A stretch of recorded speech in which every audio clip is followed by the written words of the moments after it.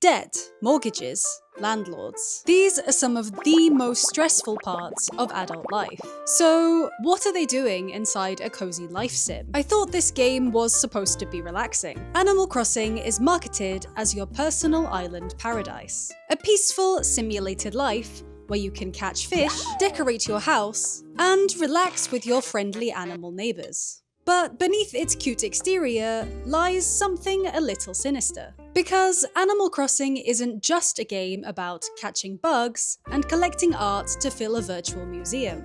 It's a game about debt, endless mortgages, risky investments, the world's cutest black market, and exclusivity that's manufactured by a stylish giraffe. All of the worst parts of capitalism have, for some reason, been copied and pasted straight into the Animal Crossing economy. So why isn't it stressful? And why do people love it? How has Animal Crossing turned capitalism into a cozy experience? And what does it say about us that we will trade real money for the opportunity to pay a raccoon for a series of never-ending home loans?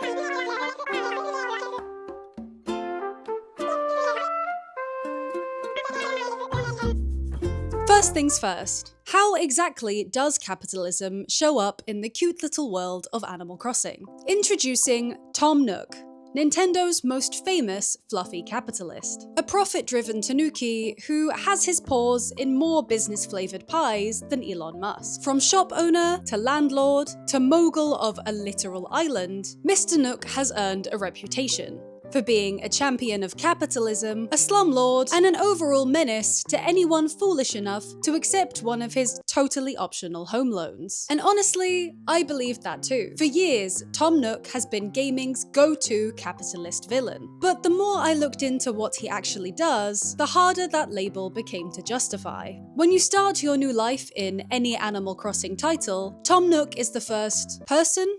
Animal? The first anthropomorphic business entity that you meet. This raccoon-shaped financial institution sees your, frankly, poorly planned reality of having just moved to a new town with no money, no friends, and nowhere to sleep, and decides to lend you a helping hand.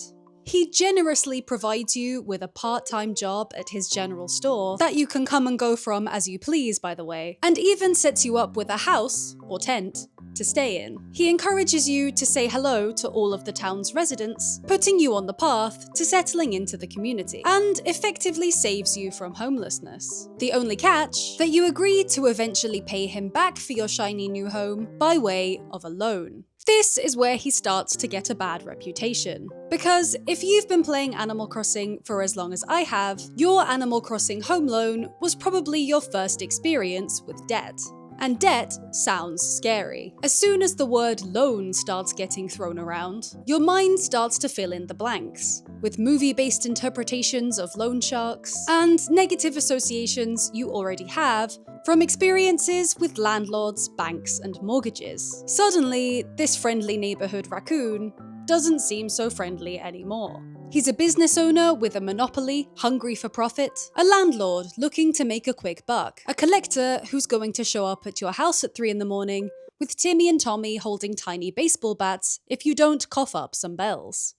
But in reality, this couldn't be further from the truth. He's less of a fluffy representation of the financial institution and more of a snack-obsessed Bernie Sanders. He never charges interest, he doesn't set a repayment deadline, and you don't receive scary letters in your mailbox threatening to take that giant teddy bear you just purchased as collateral. You can leave your home loan unpaid for weeks, months, years if you're particularly dedicated to avoiding responsibility, and absolutely nothing happens. Tom Nook doesn't take away your home or repossess your furniture, he just won't offer to make your house bigger. That's it. Imagine walking into your bank and saying, hi, by the way, I'm never going to be paying my mortgage.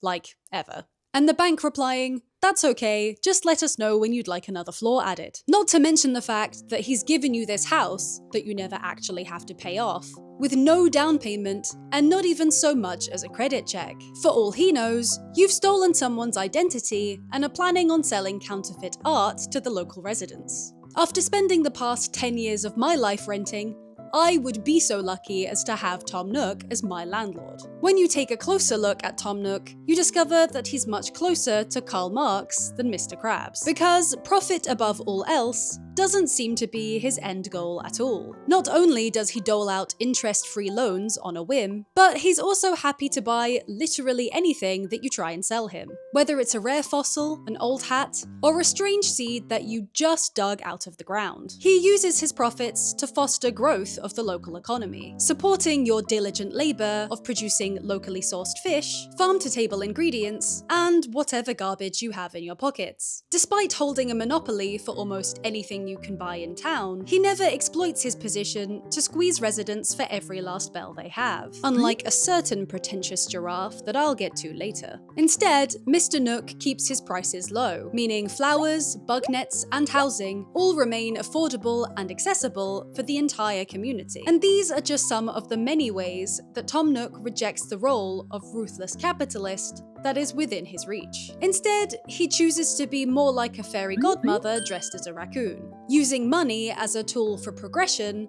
rather than as a means for control.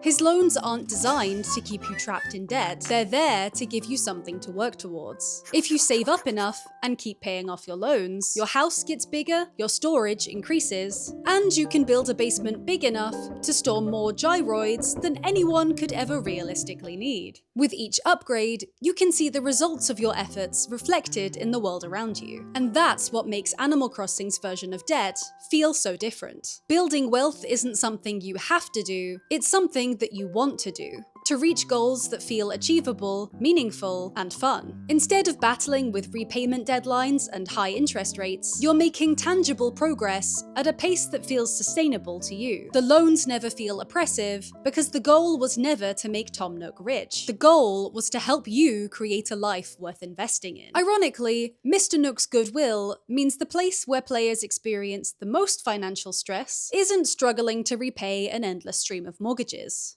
It's the turnip market. Every Sunday morning, a mysterious trader will visit your town. Does she sell uncommon rugs from far-off lands? Rare plants from parts unknown? Cute little backpacks that look like bears? No, she sells turnips. Yep, just turnips. But these turnips are not for eating. No, no, no. Think of them less like a vegetable containing nutritional value and more like an investment opportunity, extremely high in vitamin M. For money.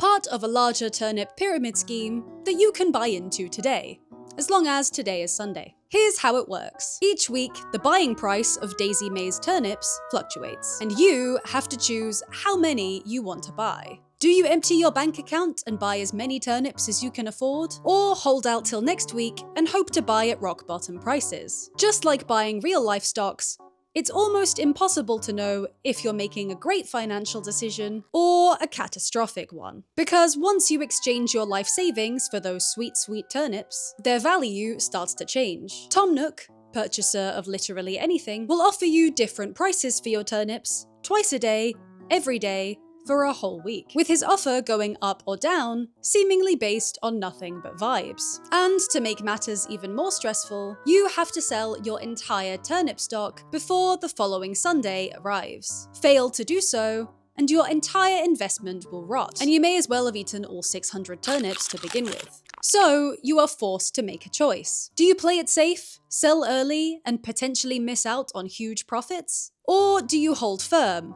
wait for turnip prices to go to the moon, and risk ending up with a retirement plan that consists of several hundred rapidly decomposing vegetables? This simplified simulation of the real-world stock market is known in Animal Crossing as the Stalk Market, and psychologically, the two are a pretty similar experience. When you first venture into the root vegetable casino that is the Stalk Market, you usually have a goal in mind. A number you'll be happy selling at, a profit margin you'll gladly accept, a point where you'll walk away satisfied and grateful to the turnip-shaped magic 8-ball for not relieving you of your hard-earned cash.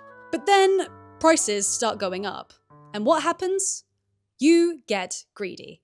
Suddenly, a 20% profit margin isn't enough. Because if the price is this high by Tuesday, then who knows how high it'll get by Thursday. So you wait, well past the point that you previously promised you would sell. Suddenly, the goalposts have shifted. The once reasonable profit you were happy to accept is no longer enough. Because in your mind, you've already won. This profit is already yours. And now you're imagining how much more you can make if you just hold out a little longer. And it's not just you. The influence of seeing other people succeed, like your friend who said Tom Nook bought his turnips for 600 bells a pop, convinces you that not only is this success possible for you, but likely. Because if it's happened to other people, it can happen to you. And maybe you are just one more day away from becoming the Warren Buffett of turnips. This is where things start to go extremely wrong. The market inevitably crashes, and you lose everything. You're forced to sell at a loss, and the thing is, you never saw it coming. The Stalk Market has taught you the same lesson that real investors have been learning for centuries. Nobody ever goes broke taking a profit, but plenty of people go broke waiting for a bigger one. So you got greedy, and you lost it all. But for some reason, the stock market is still fun. You may be in financial ruin, but you're still having a good time. And you can't wait until next Sunday to do it all over again. Because while experiencing the 2008 financial crash firsthand might not have been on your bingo card of fun things to do on a relaxing island getaway, Animal Crossing has given you the thrill of the experience without any of the actual risk. The worst case scenario isn't financial ruin, home repossession, or the tragic inability to afford a sweet little treat every day. It's just mild embarrassment, and maybe a house full of rotten vegetables. Because what you lose in a moment of greed can be earned back easily in one highly motivated fishing trip, giving you the opportunity to experience all the excitement of investment gambling without any meaningful consequences. You still get the anticipation of checking the daily turnip prices, the thrill of waiting for a huge spike, and the satisfaction of making a huge profit, but the failures become funny instead of soul-destroying. Despite similarities with its real-world twin, the stock market isn't a simulation of investing. It's a simulation of possibility. It's not turnips that are for sale every Sunday morning, it's participation in a story that hasn't happened yet. Maybe you'll make a fortune, maybe you'll lose everything. Maybe you'll luck into a turnip price so high that your island becomes the next hottest destination in the Animal Crossing economy. Either way, the thrills and pitfalls, the highs and lows, it all adds up to create something much more interesting than just profit. Something that you carry with you much longer than the inflated bell balance in your bank account. A story. The story of when your friend sold their turnips for a 500% profit, that time when you rushed to claw back some of your investments seconds before closing time on a Saturday. Or the experience of going all in on turnips this week, only for the market to crash on you completely. The bells are important, and the profits are fun, but the feeling of anticipation is what stays with you.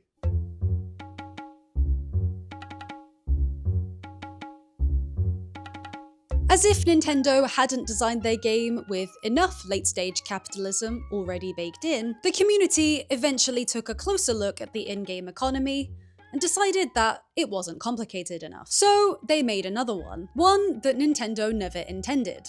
One built entirely by players. Because, as it turns out, if you give millions of people a collection of rare items, limited resources, and the ability to trade with one another, they will inevitably reinvent capitalism from scratch.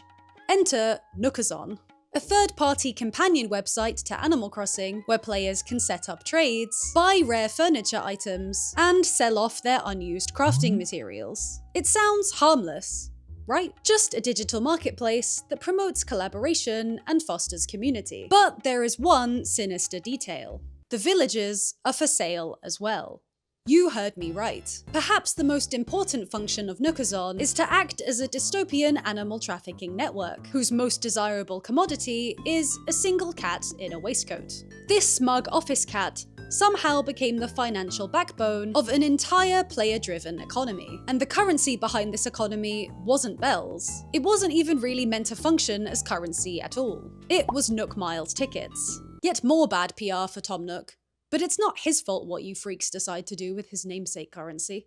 While bells can be earned from selling everything from fresh fish to literal garbage, Nook Miles tickets are much more exclusive. You can earn Nook Miles by completing a set of daily tasks around your island, like chopping down trees or selling fruit. And you can exchange those miles for tickets that allow you to visit a mystery island. That is the extent of their intended purpose: airline tickets for exploration. But players quickly realized the potential value of what could be found on those mystery islands.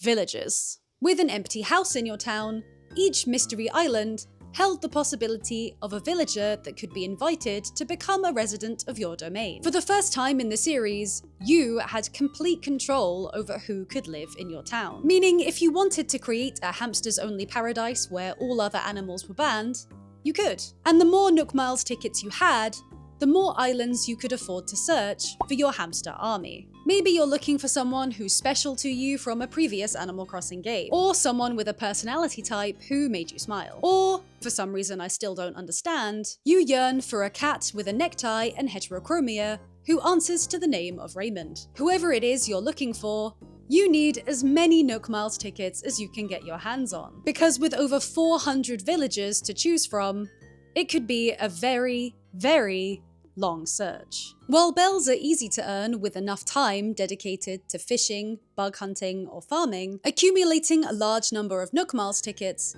takes significantly more time and effort. And since large quantities of Nook Mile tickets are necessary to sort through islands and islands of potential tenants, they quickly became a much more valuable currency than bells, with Nookazon being their main trading platform. Rare furniture items go for about 10 tickets, and highly coveted villagers, like Raymond, usually go for about 100. The more people became obsessed with chasing ugly villagers out of their island, and hunting down cute ones to replace them, the better this dystopian animal trading market performed. Which meant that at the height of its popularity, players could effectively sell virtual animals for travel vouchers, and then use those vouchers to live like the Monopoly Man, spending their profits on rare furniture, clothing items, or even more virtual animals. Somewhere along the way, Animal Crossing stopped being a game about decorating a peaceful island, and became an economy powered almost entirely by an alarming amount of species-based discrimination. If this were a documentary about real financial markets, then this would probably be the part where someone commits fraud, or launches a cryptocurrency, or starts their own paid course teaching others how to get rich quick off of virtual cats. But surprisingly, that's not what happened. Instead of hoarding hundreds and hundreds of Nook Miles tickets in preparation for the next economic crisis, something amazing happened. Players chose to share the wealth. Many gave away rare items or villages for free, hosted island giveaways, or offered services like weeding or decorating for little to no profit. Rather than treating the system as an opportunity for personal gain, the community treated it as an opportunity for cooperation. In my own experience, sellers on Nookazon would regularly go out of their way to help me find items I was looking for, and would often give me items from my wish list as a free gift with whatever I was buying. On paper, Nook Miles tickets were a resource to be hoarded, the villagers a scheme to get rich quick, and Nookazon a way to profit. But in reality, no one wanted Nook Miles tickets for the sake of having Nook Miles tickets. They wanted their favorite villager, a gift for a friend's island, or the chance to help someone finish a project they'd been working on for weeks. The value wasn't economic, it was social. And that's the key difference. Nookazon was never really about the profit. It was about having an excuse to do nice things for other people, to create memories, to make friends, and maybe a little bit about having an island exclusively full of hamsters.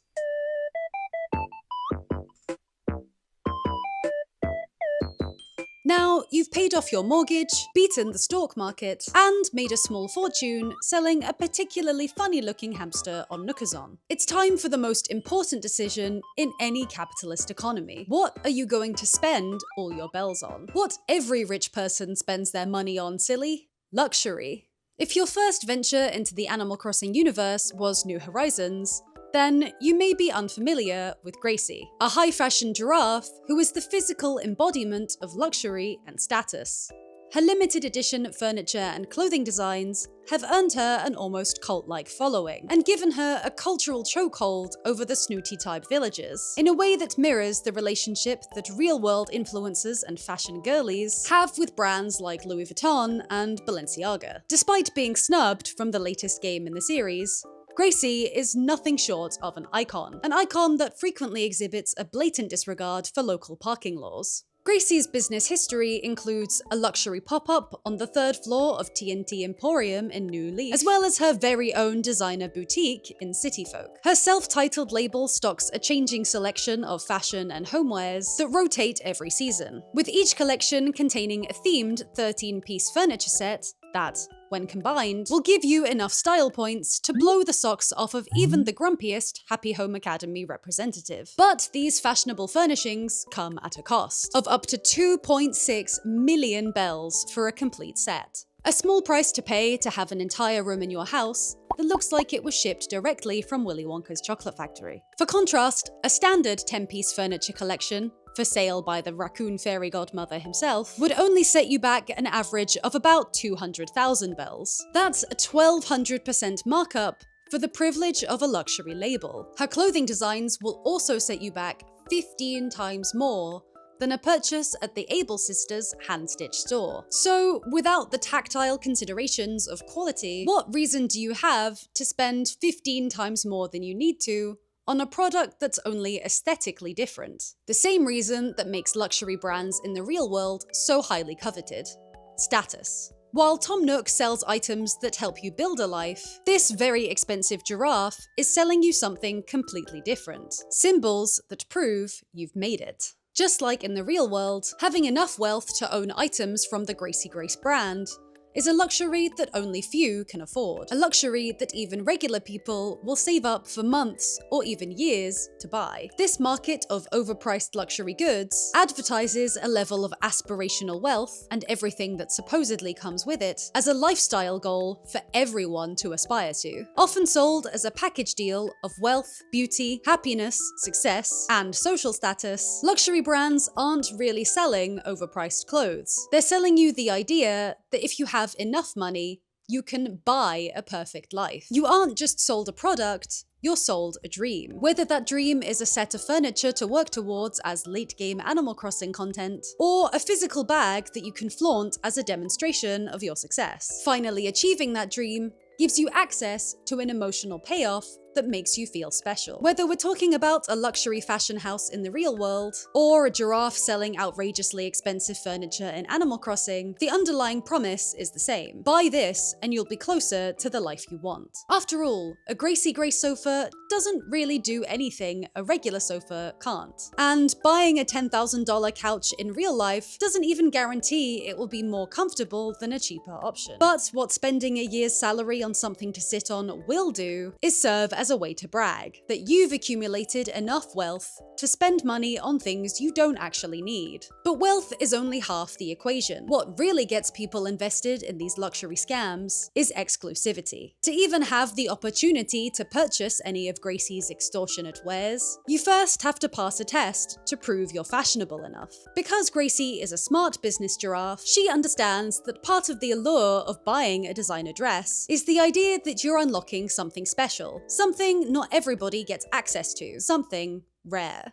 And to make her experience even more exclusive, Gracie and her real-world counterparts utilize manufactured scarcity, limited release windows, artificially restricted stock numbers, and installing extra barriers between product and consumer are all ways this manufactured scarcity is enforced. While Gracie makes you pass 3 separate fashion exams before signing the lease to her luxury pop-up shop, real-world brands often lock their most sought-after items behind additional paywalls, with stores like Hermes forcing you to build history and spend a certain amount of money at the store before allowing you to purchase some of their more iconic bags. It's literally insane if you think about it, but it works. Because by hiding things behind a test, a restriction, or a paywall, they become exclusive. You can't just buy them for stupid sums of money, you have to earn the right to buy them for stupid sums of money. Instead of being just one of many people who own the same thing, You've been chosen, deemed as worthy, accepted as part of an elite club. It's the combination of the ability to show off your wealth and the exclusivity of having to unlock the opportunity to do so that makes luxury brands so desirable. This is what turns money into status. And that's something even a 6-foot-tall giraffe in a dress understands. When you zoom out and look at all of these pieces of the Animal Crossing economy together, you realize that capitalism was never really copy-pasted in at all. At least, not exactly.